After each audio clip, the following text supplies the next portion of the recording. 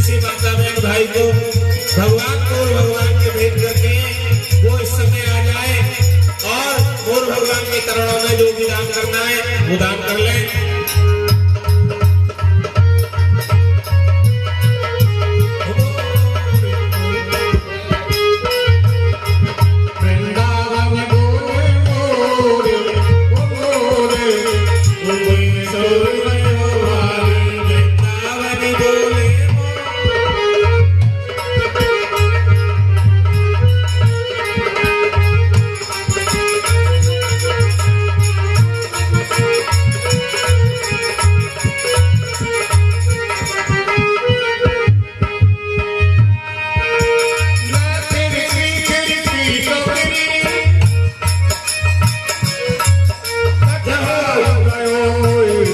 Come on.